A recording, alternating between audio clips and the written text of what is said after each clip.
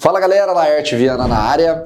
O juiz que marcou 4 rounds a favor de Paulo Borrachinha contra Sean Strickland tinha que sair preso da arena. Essa foi uma das frases que eu mais ouvi nas redes sociais após o UFC 302. A galera tava incrédula, geral revoltado, porque de fato, quando acabaram os 25 minutos, a impressão era de uma vitória até relativamente tranquila do americano. 4 rounds a 1 ou no máximo um 3-2, mas marcar a vitória para o Borrachinha não era algo plausível. Essa pontuação que está aparecendo na tela é simplesmente bizarra, pois o que vimos foi um Borrachinha muito passivo. Com todo o respeito do mundo, não dá para brigar com a imagem. Não existe um cenário onde ele tenha vencido o terceiro round. E o Strickland, embora longe de ser empolgante, é bastante eficiente. É bem chato de assistir, vamos ser sinceros aqui, mas ele consegue envolver os adversários tecnicamente e transformar numa luta arrastada, fazendo com que os rivais não consigam evitar esse jogo e acabam não se expondo, pois é difícil acompanhar o ritmo. Tanto que você pode reparar que nas últimas lutas, com exceção da cabeçada acidental que ele recebeu do Dricus du Plessis, o americano não saiu com nenhum arranhão no rosto, porque ele praticamente não é tocado, consegue manter na distância. A reação do Dana White e dos outros lutadores após o resultado também chamou bastante atenção e eu vou mostrar tudo. Então já deixa o like no vídeo, se inscreva aqui no canal, porque é muito importante para dar aquela moral, preciso do apoio de vocês. Vocês lembram que o Borrachinha na sexta-feira, na pesagem, entrou com uma bandeira metade dos Estados Unidos, metade do México? Pois é, o nosso querido Diego Lopes, o famoso Franjinha, aproveitou para dar uma ironizada e escreveu: Paulo Costa disse que era mexicano ou se sentia mexicano. Só para lembrar que mexicano não luta andando para trás. Kenny Florian, ex-lutador do UFC e atual comentarista, definiu bem o estilo do Strickland e disse: Strickland fazendo coisas de Strickland. A sua defesa e movimentação estão causando problemas mais uma vez. É difícil descobrir como impedir que algo que não tenha ritmo e se move em sua direção. Já Belal Muhammad abusou do sarcasmo ao dizer que a luta estava ruim na trocação. Quando não há atividade no chão, o árbitro os levanta. Eles deveriam fazer o oposto para essa luta. Vamos fazê-los começar no chão. Número 6 do ranking do peso médio, Brendan Allen apareceu elogiando Strickland e pedindo uma revanche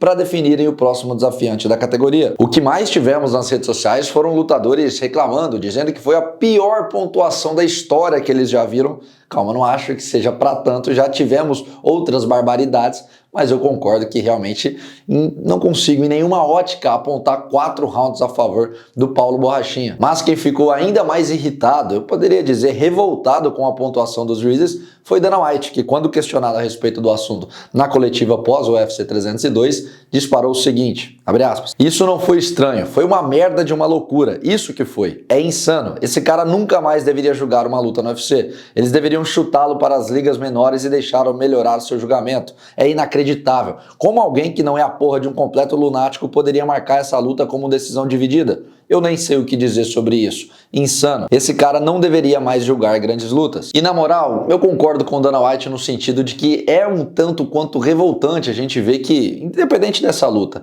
todos os eventos a gente vê pontuações bizarras como essa e não acontece nada. Esses caras não têm nenhum tipo de consequência. E o que eles fazem podem sim acabar interferindo a sequência, o rumo da carreira de um atleta. Não é brincadeira, é algo grave. Eu vou até ser repetitivo aqui, mas não só os juízes laterais.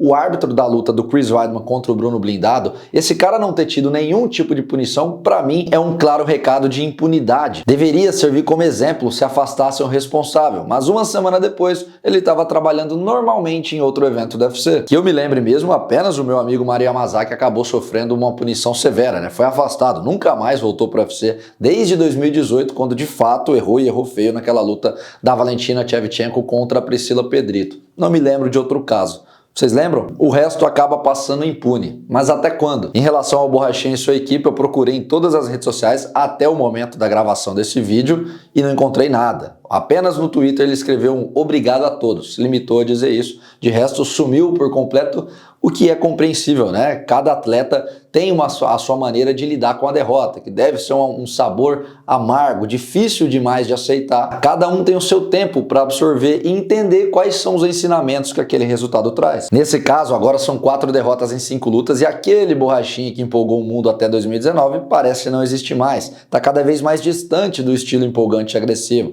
Parece que falta algo para conseguir soltar o jogo. Claro que o nível de competição subiu e isso dificulta. É preciso analisar o contexto.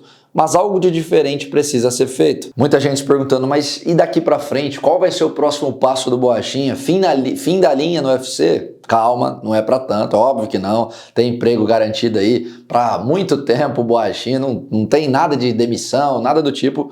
Mas eu acho que eu vou fazer uma resenha nos próximos dias interessante sobre um possível próximo passo, né? Uma sugestão, uma ideia que eu tive aqui a respeito do futuro de Paulo Borrachinha, que acredito que possa ser interessante. Eu quero compartilhar, saber o que vocês acham também. Mas por enquanto, nesse vídeo mais direto ao ponto, um pouquinho mais curto, para mostrar as reações do Dana White, revoltado com os juízes, e saber o que vocês acharam também da pontuação e dessa fase do Paulo Costa no UFC. Será que veremos o brasileiro dando a volta por cima ou bateu num teto? Precisa fazer uma mudança muito grande, respirar novos ares? O que fazer para Paulo Borrachinha voltar a entreter, voltar a ter aquela boa fase que nos acostumamos a ver quando ele desembarcou no Ultimate? Quais são as opiniões de vocês a respeito disso? Coloque tudo aqui embaixo nos comentários, não esqueçam de deixar o like no vídeo, se inscrever para a gente continuar crescendo aqui. Jailton Malhadinho tá voltando para Salvador, assim que ele desembarcar vai falar comigo aqui, então esperem nessa segunda, no máximo terça, um bate-papo exclusivo com o Malhadinho por aqui e muitos outros conteúdos. Como vocês sabem, fiquem ligados, semana só começando e tem muita coisa bacana vindo por aí. Valeu!